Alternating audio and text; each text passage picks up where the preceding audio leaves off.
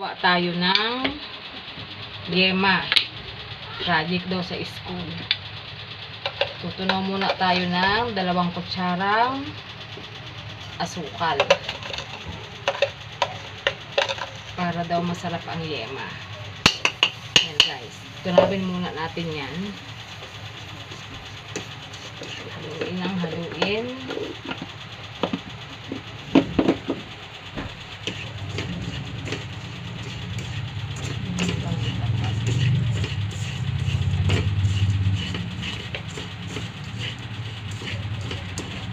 Kailangan magkaramil yung asukal.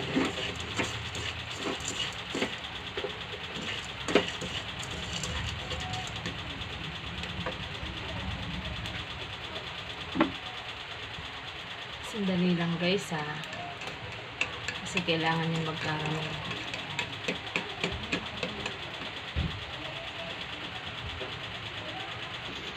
Ayan guys.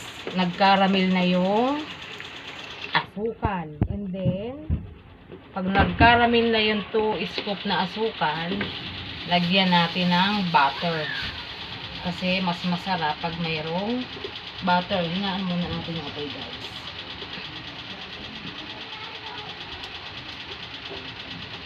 Ayan guys ha.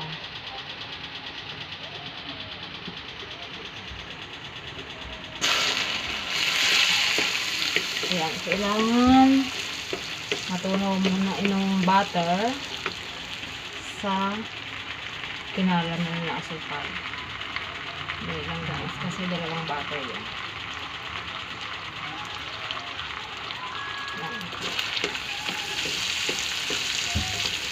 Ayan guys. First time ko guys nagawa ng yema. Kaya tingnan natin ang resulta kung ano ang kalalabasan ng aking yemang ginawa. Una, nagtunaw ako ng 2 kutsarang asukal. Tapos, nang matunaw na nagkaramil yung 2 kutsarang asukal, nilagyan ko ng 2 slice na butter. And then, pwede na nating ilagay yung milk. Kasi natunaw na yung butter. Kailangan natin ilagay ang milk.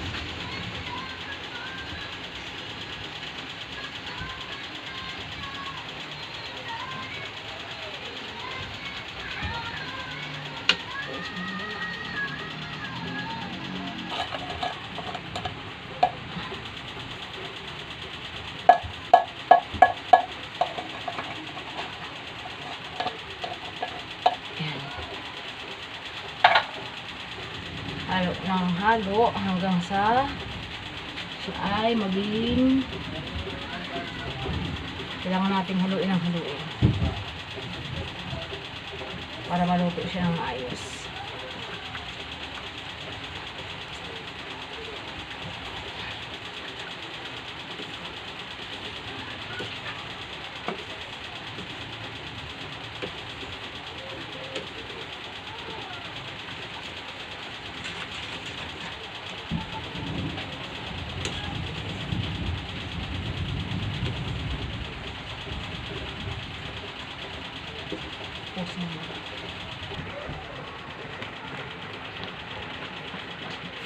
Ayan guys, malapit nang maluto ang aking yema. Ayan, malapit nang maluto. Tingnan natin kung anong kalalabasan ng aking yema.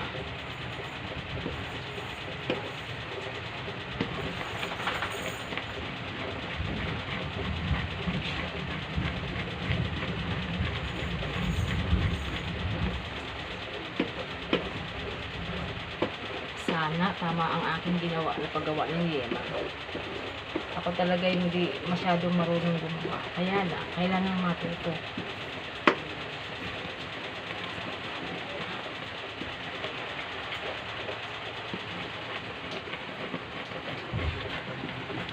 Guys, luto na. Kailangan na lang itong palamigin. Pagka malamig na, tingnan natin, abangan natin guys. Yema na siya, tumigas na. Yan. Kasi siya ay yema na. Babalutin na siya sa plastic. Kailangan natin siyang isalin.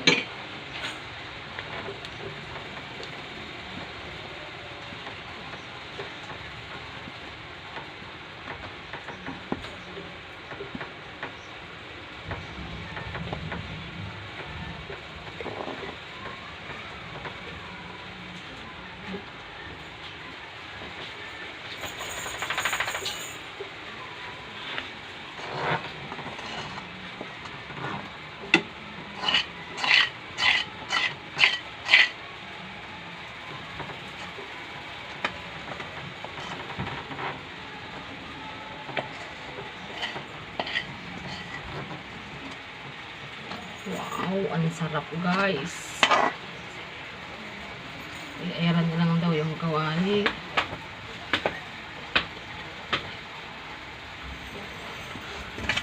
Sarap guys, di ba?